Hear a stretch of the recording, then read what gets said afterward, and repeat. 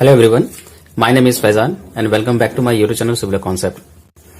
तो आज के इस वीडियो लेक्चर में हम डिस्कस करने वाले हैं तो सिंगुलर इनफोर्स बीम सेक्शन के केस में कौन कौन से प्रॉब्लम्स हमसे पूछे जा सकते हैं। तो चलिए शुरू करते हैं। अगर हम टाइप 1 प्रॉब्लम की अगर हम बात करें, टाइप 1 में किस तरह का प्रॉब्लम पूछा जा सकता है, calculate moment of resistance.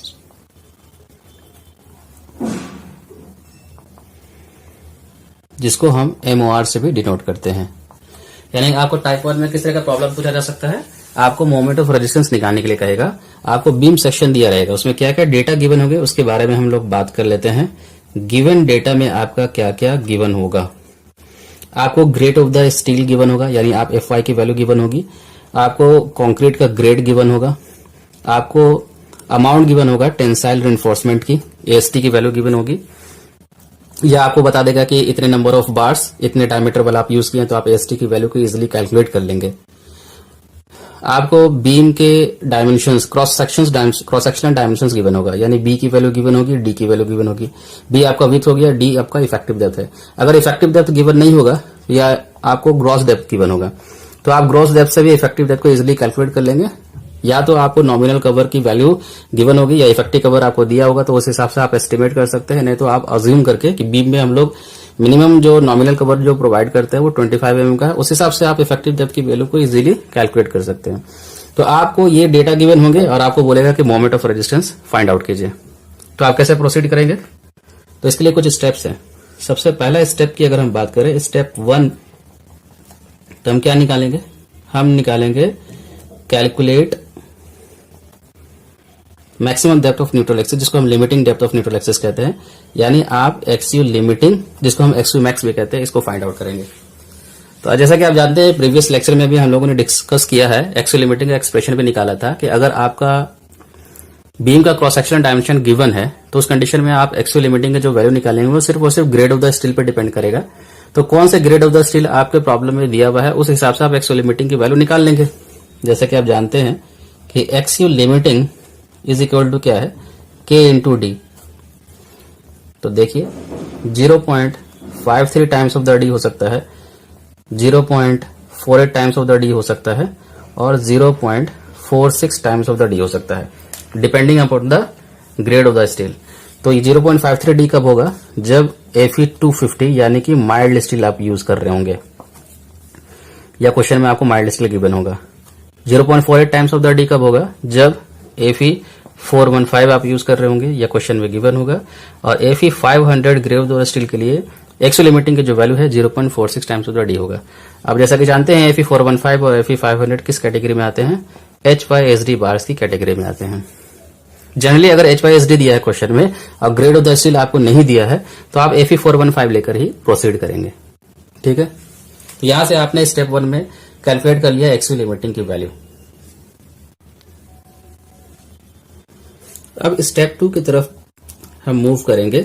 Step 2 में हमको क्या निकालना पड़ेगा, हम निकालेंगे actual depth of neutral axis. क्योंकि स्टेप 1 में हमने maximum depth of neutral axis find out किया था, लेकिन हमको actual depth of neutral axis step 2 में फाइंड आउट करना है। Actual depth of neutral axis, जिसको जनरली हम लोग XU से डिनोट करते हैं। तो इसको कैसे निकालेंगे, हमने analysis of singly RCC beam के केस में पहले ही देख रखा है कि compression is equal to tension होता है, और मैंने टोटल कॉम्प्रेशन की वैल्यू निकाली थी 0.36 FCK B इंटू XU, और इसको टेंशन से इक्वेट कर दीजिए। टेंशन की जो वैल्यू थी 0.87 FY और इंटू AST। यहां पर आपको AST गिवन होगा, FY grade of the steel given होगा, विथ गिवन होगा बीम का क्रॉस सेक्शन का, और FCK यानी grade of the concrete given होगा। सिर्फ XU आपको निकालना है तो आप आसानी से XU की वैल्यू निकाल लेंगे। ये हो जाएगा 0.87 FY AST divided by 0.36 FCK into B। तो यहां से आप क्या करेंगे, XU की वैल्यू यानी actual depth of neutral axis find out कर लेंगे। अब हम लोग मूव करेंगे स्टेप 3 की तरफ।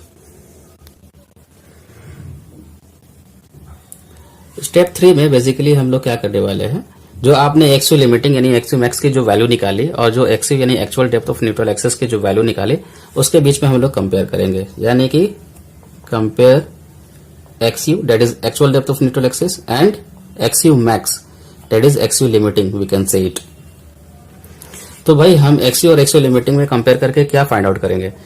तो जैसे कि प्रीवियस लेक्चर में हमने डिस्कस किया था कि एक्सयू और एक्सयू लिमिटिंग के जो वैल्यू आएगी उसके बीच में आप कंपेयर करने से ये पता लगा सकते हैं कि आपका जो बीम गिवन है वो किस तरह का बीम है, यानी कि उसका किस टाइप्स ऑफ द सेक्शन है, यानी वो बैलेंस सेक्शन है, ओवर इनफोर्स है या अंडर इनफोर्स है।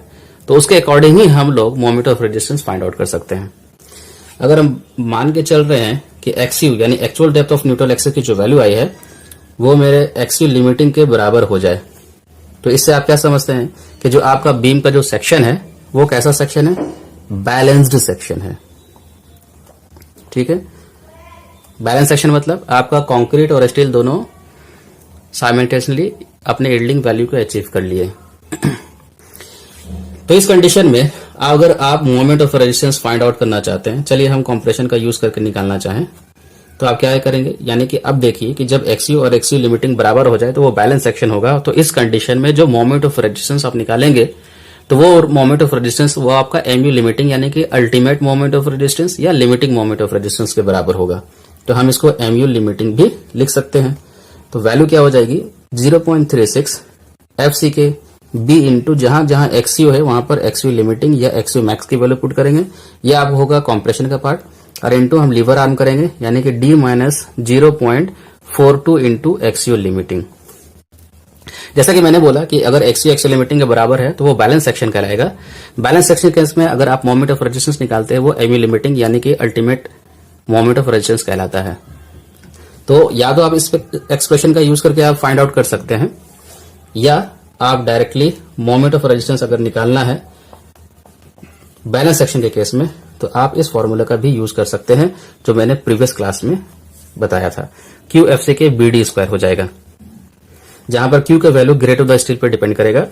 तो क्यू की वैल्यू क्या क्या हो सकती है? 0.148 f c k b d square, 0.138 f c k b d square, या 0.133 f c k b d square.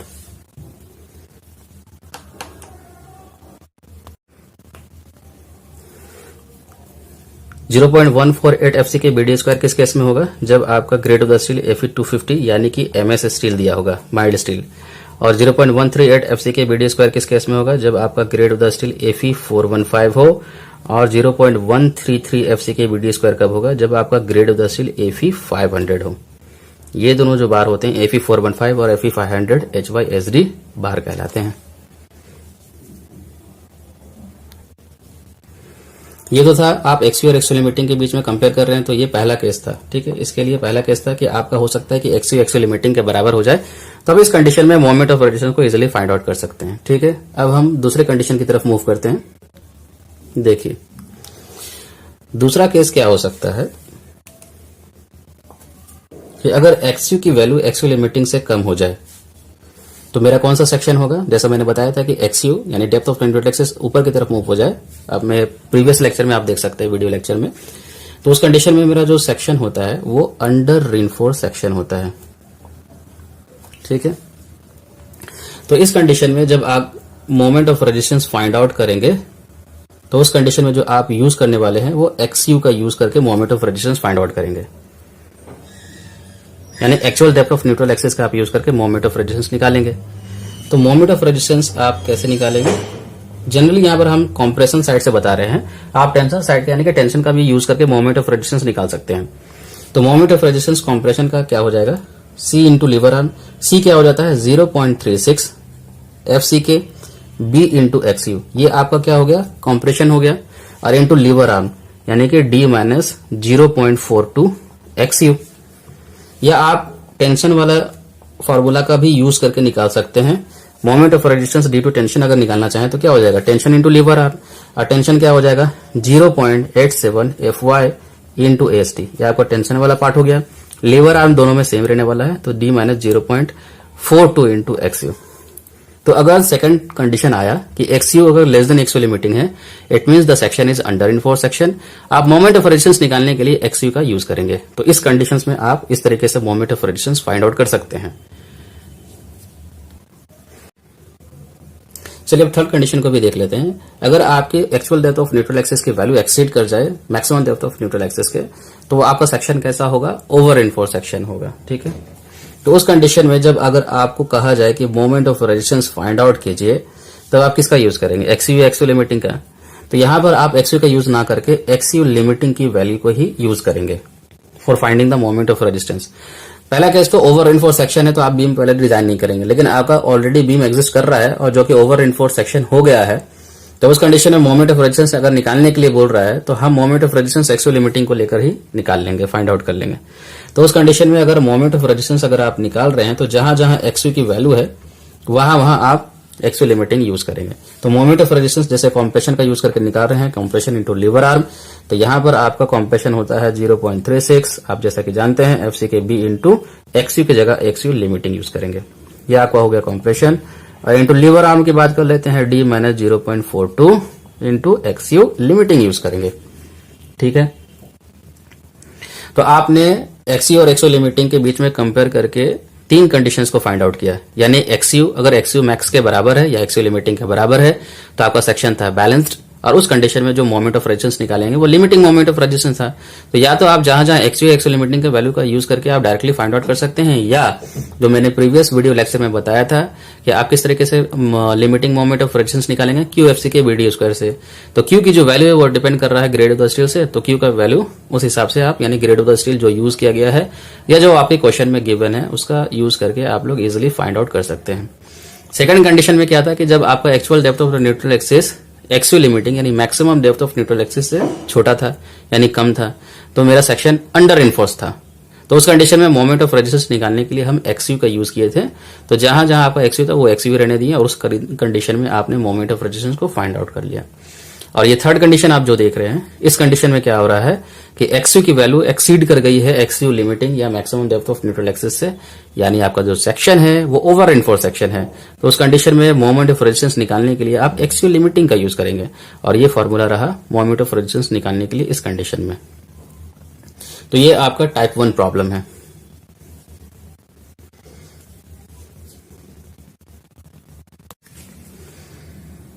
चलिए अब टाइप 2 के प्रॉब्लम की बात करते हैं। इसमें क्या है कि डिजाइन करना है आपको स्ट्रिक्टली रिइंफोर्स्ड बीम सेक्शन के।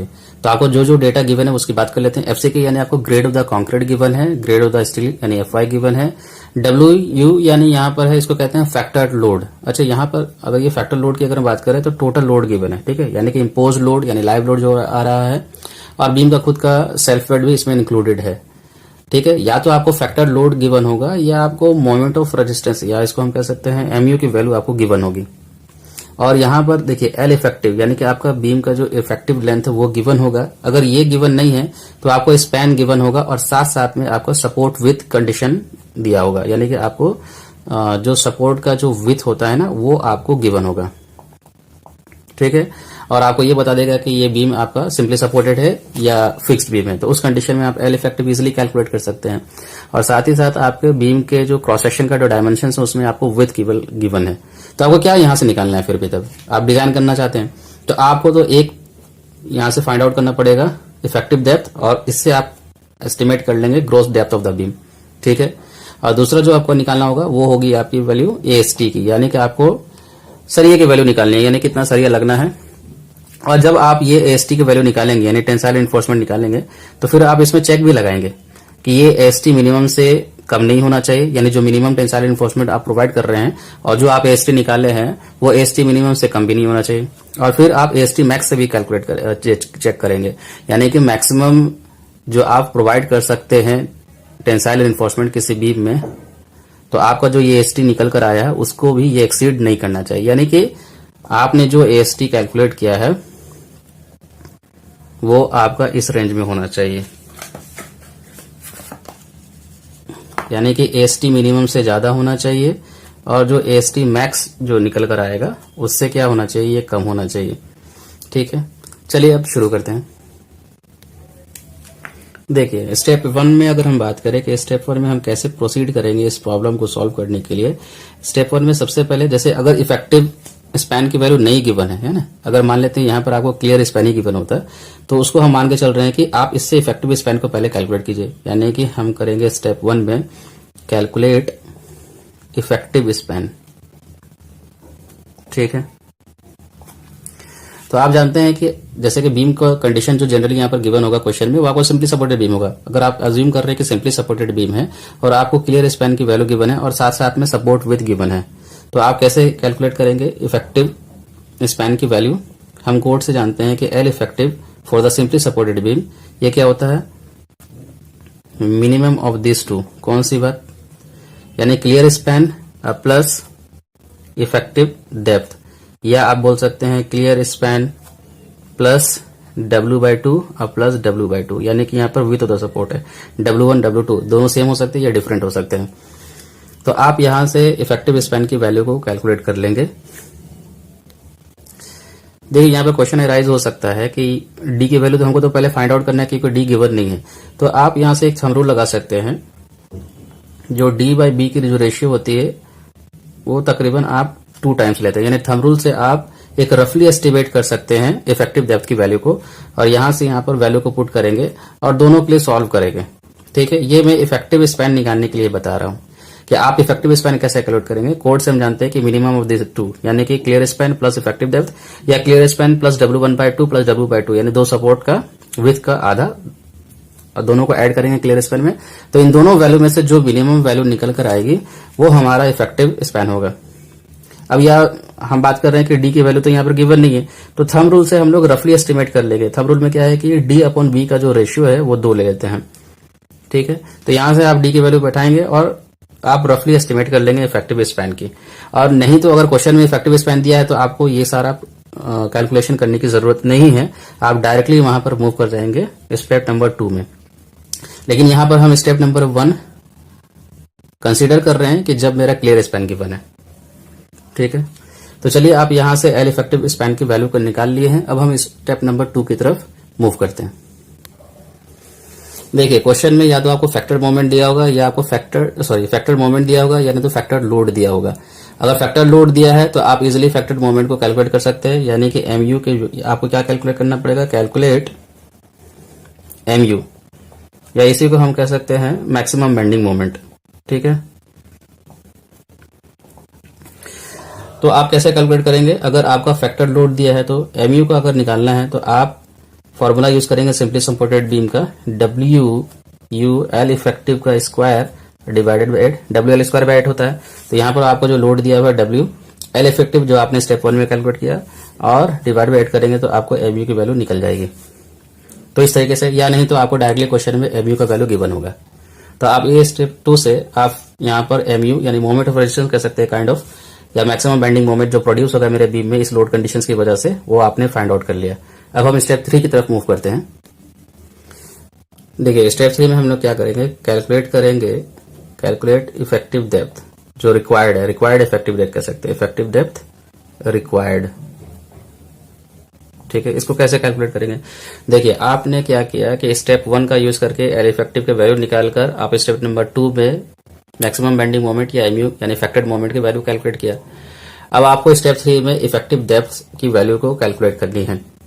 तो डी के वैल्यू को कैसे कैलकुलेट करेंगे, तो इसको एस्टिमेट करने के लिए हम क्या करेंगे, जो आपका फैक्टर्ड मोमेंट का जो वैल्यू आया था निकलकर, MU की जो वैल्यू निकल कर आई थी उसको हम इक्वेट कर देंगे MU लिमिटिंग से। और MU लिमिटिंग का वैल्यू आप जानते हैं, एक्सप्रेशन जानते हैं, ये क्या होता है, QFCK B into D square. Clear है, तो यहां से आप D निकाल लेंगे। तो आप क्या करेंगे, यहां से आप D को एस्टिमेट कर लेंगे। तो D जो रिक्वायर्ड की जो वैल्यू है वो कैलकुलेट होकर कितनी आ जाएगी, तो D required is equal to हो जाएगा आपका MU upon QFCK into B under root हो जाएगा ये। तो यहां से आप जो D रिक्वायर्ड यहां से निकाल रहे हैं तो ये जो वैल्यू आपको देगा एक्चुअल में ये बैलेंस सेक्शन के लिए वैल्यू होगा।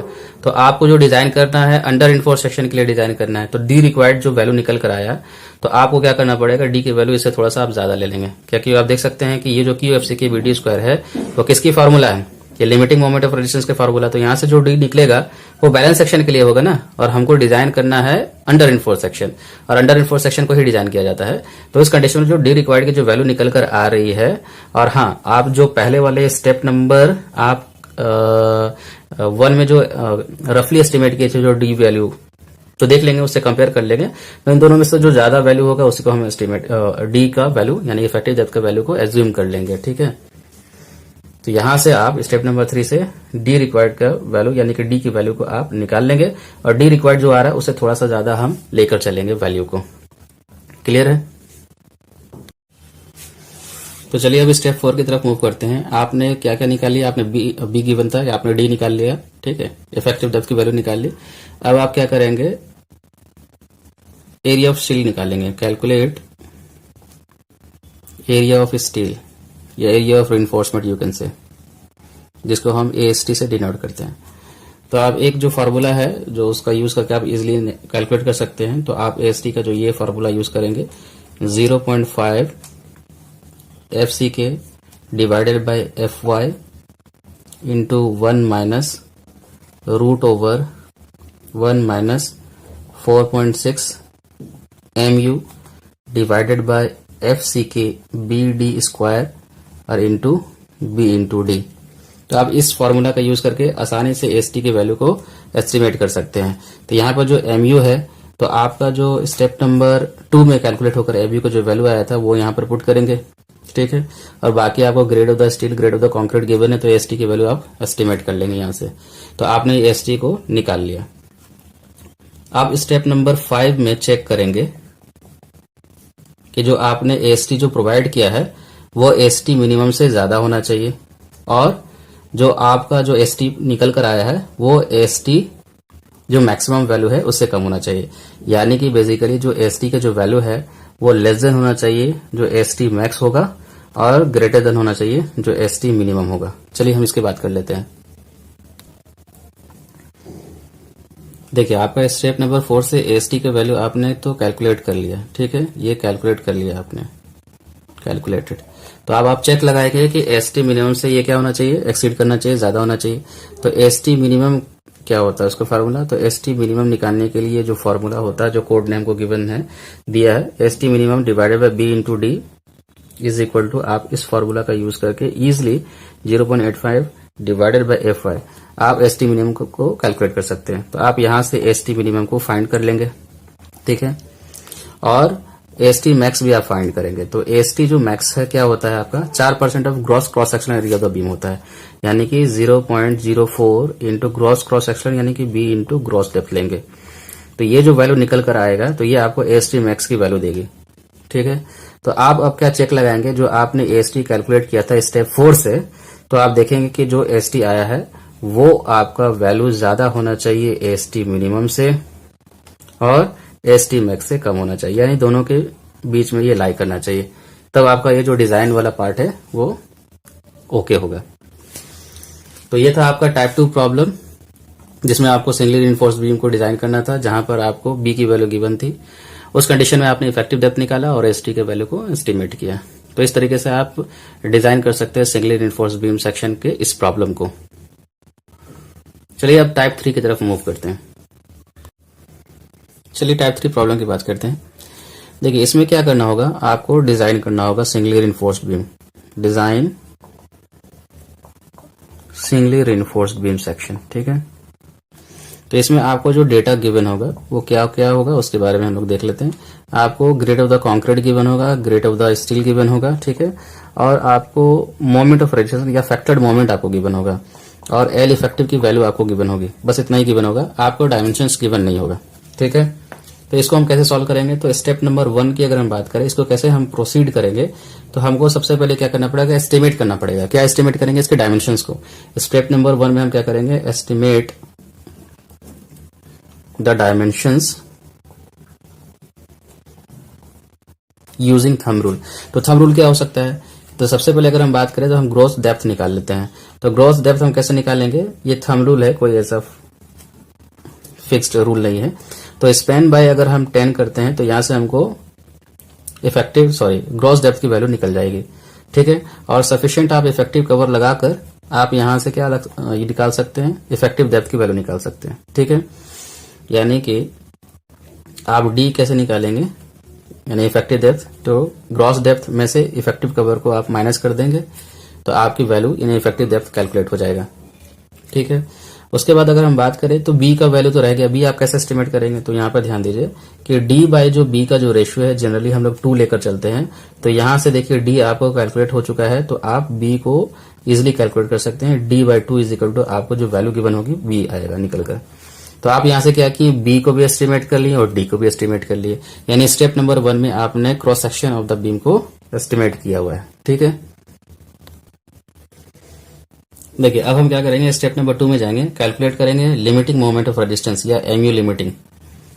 तो एमयू लिमिटिंग की वैल्यू कैसे निकालेंगे, हम जानते हैं एमयू लिमिटिंग की फॉर्मूला को जानते हैं। एमयू लिमिटिंग बराबर क्या हो जाएगा, Q F c k B into D square हो जाएगा, जहां पर क्यू की वैल्यू 0.148 और F c k b d square और 0.138 f c k b d square और 0.133 f c k b d square होगा। ठीक है, तो ये किसके लिए होता है, ये होता है आपका एफई 250 के लिए, ये वाली जो वैल्यू है ये होती है आपकी एफई 415 के लिए, और ये वाला एफई 500 के लिए निकल कर आता है। तो आप क्या करेंगे, सेकंड स्टेप में एमयू लिमिटिंग की वैल्यू को फाइंड आउट कर लेंगे। आपने क्या किया था स्टेप 1 में, डायमेंशंस ऑफ द बीम को, cross sectional dimensions of the beam को एस्टिमेट किया था, बी और डी आपने निकाला था। स्टेप नंबर 2 में आपने एमयू लिमिटिंग निकाला, तो बी और डी का रिक्वायरमेंट था, इसलिए हमने स्टेप नंबर 1 में बी और डी को कैलकुलेट किया था, एस्टिमेट किया था। तो यहां से आपने एमयू लिमिटिंग की वैल्यू निकाल दिया, जो आपको ग्रेड ऑफ द स्टील आपको गिवन है उसका यूज करते हुए। ठीक है, अब हम स्टेप नंबर 3 की तरफ मूव करते हैं।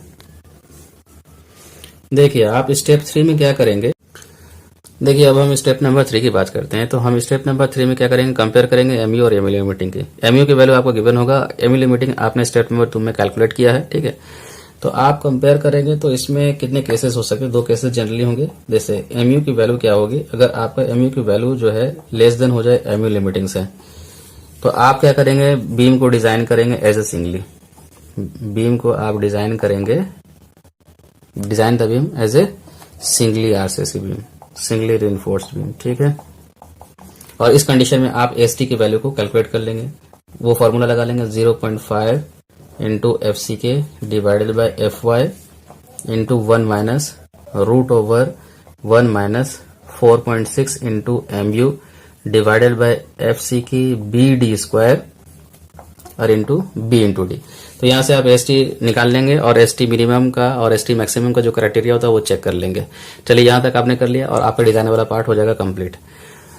लेकिन अगर एमयू की वैल्यू एक्सीड कर जाए एमयू लिमिटिंग से, यानी सेकंड केस में क्या हो सकता है कि अगर एमयू का जो वैल्यू आपका गिवन है वो एक्सीड कर जा रहा है आपके लिमिटिंग मोमेंट ऑफ रेजिस्टेंस से, तो इसके कंडीशन में आपको क्या करना पड़ेगा, रीडिजाइन करना पड़ेगा। यानी कि आपने जो cross section of the beam को लाया और उस कंडीशन में एमयू लिमिटिंग की वैल्यू लाई और वो वैल्यू आपका कम पड़ जा रहा है फैक्टेड मोमेंट से, तो आपको रीडिजाइन करना पड़ेगा अगर उसी क्रॉस सेक्शन को रखना है तो उस कंडीशन में आपका सिंगली आरसीसी बीम डिजाइन नहीं हो सकता अगर आपने cross section of the beam को कांस्टेंट रख दिया। हाँ, अगर इसी बीम को यानी कि अगर एमयू एक्सीड कर जा रहा है एमयू लिमिटिंग से, तो उस केस में आपको क्या करना पड़ेगा, अगर सिंगली आरसीसी बीम डिजाइन करना है, ठीक है, तो आपको क्या करना पड़ेगा, एमयू लिमिटिंग को बढ़ाना पड़ेगा। तो एमयू लिमिटिंग को इतना बढ़ाना होगा ताकि आपका फैक्टेड मोमेंट से क्या हो जाए, एक्सीड कर जाए इसकी वैल्यू। तो एमयू लिमिटिंग को बढ़ाने के लिए आप क्या क्या कर सकते हैं, देखिए। तो एमयू लिमिटिंग के फॉर्मूला हम जानते हैं, Q F c k b d square होता है। ठीक है, क्यू यानी यहाँ पर ग्रेड ऑफ द स्टील हो गया और एफ सी के ग्रेड ऑफ द कंक्रीट हो गया और बी और डी डायमेंशन हो गया। तो आपको ग्रेड ऑफ द स्टील बढ़ाना पड़ेगा, ग्रेड ऑफ द कंक्रीट बढ़ाना पड़ेगा और cross section of the beam को भी बढ़ाना पड़ेगा। अगर आप जैसे बीम को डिजाइन कर रहे हैं और यहाँ पर आपका डायमेंशंस को बढ़ाने की गुंजाइश है, यानी कि वहां पर आप बढ़ा सकते हैं, तो आप डायमेंशंस को बढ़ाकर ग्रेड ऑफ द कंक्रीट को और ग्रेड ऑफ द स्टील को बढ़ाकर सिंगली आरसीसी बीम डिजाइन कर सकते हैं। ठीक है, लेकिन अगर क्रॉस सेक्शन को फिक्स कर दिया गया, हाँ, वहां पर आप cross section of the beam को बढ़ा या घटा नहीं सकते, तो उस कंडीशन में आप सिंगली आरसीसी बीम फिर डिजाइन नहीं कर पाएंगे, तो आपको फिर डबली आरसीसी बीम को डिजाइन करना पड़ेगा। तो जो इस टॉपिक का सब्जेक्ट यानी कि सिंगली आरसीसी बीम के केस में फिर ये नहीं कंसिडर होगा, यानी आपको फिर डबली आरसीसी बीम डिजाइन करना पड़ेगा। ठीक है, तो ये था आपका टाइप 3 प्रॉब्लम, डिजाइन करना था आपको सिंगली आरसीसी बीम, जहां पर आपको grade of the concrete, grade of the steel और साथ में आपको फैक्टर्ड मोमेंट दिया था और इफेक्टिव स्पैन की वैल्यू गिवन थी, और आपको यहाँ पर डायमेंशन ऑफ द बीम को नहीं दिया गया था। तो आपने थंब रूल का लगाते हुए सारा चीज कैलकुलेट किया। तो इस तरीके से हमने देखा कि types of problems related with the singly RCC beam क्या क्या हो सकते हैं। मैंने 3 टाइप्स ऑफ प्रॉब्लम्स को यहाँ पर डील किया है, डिस्कस किया है। आई होप कि आप सभी को ये समझ में आया होगा। चलिए मिलते हैं फिर नेक्स्ट क्लास में। Thank you.